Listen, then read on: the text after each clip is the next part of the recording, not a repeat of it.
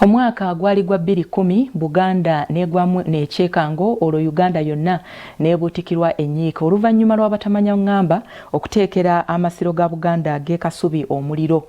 Katikkiro Charles Peter Mayiga ategeezezza nga kaweefube w'okugazzaawo bwali okumpi okubanga amalirizibwa nga wetwogerera kaakano bali ku mutendera ogusembayo ogw'okusereka.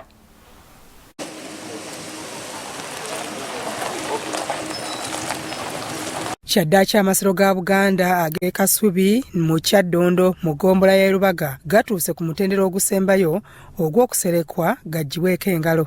Kinajjukirwa nti mu mwaka gwa 2010 Obuganda bwagwamu ekyekango amasiro gano bwe gaateekerwa omuliro abatamanya ngamba n'ennyumba eyamuzibwazaala mpanga n'erugenderamu. Wabula okuva ku olwo Obwakabaka bwatandikirawo okuzzaawo amasiro gano era nga leero Katikkiro wa Buganda Charles Peter Mayiga ng'ali wamu n'abamu ku baminisita be bagalambudde. Oweekitiibwa Kaddu Kiberu nga ye ssentebe w'okuzzaawo amasiro ategeezezza nti mu mwaka gumu gajja kuba gaggiddwako engalo. Bwe naaba ngenze nnyo mwaka gumu oba nga ntaddemu n'ekitundu.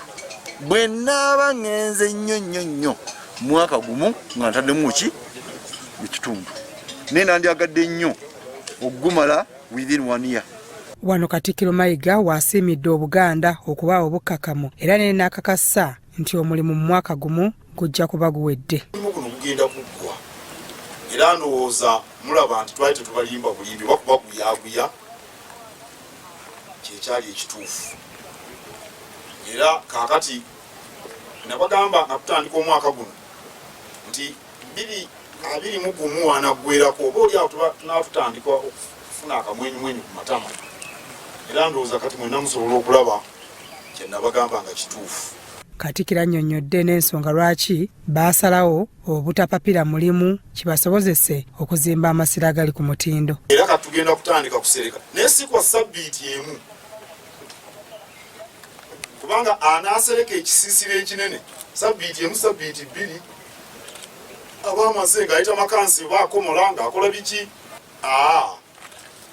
Tugenda kutwala obudde obwetaagisa olw'ensonga nti emitendera gyonna girina okuyitibwamu. Byakayanja Emon, Crossroads TV.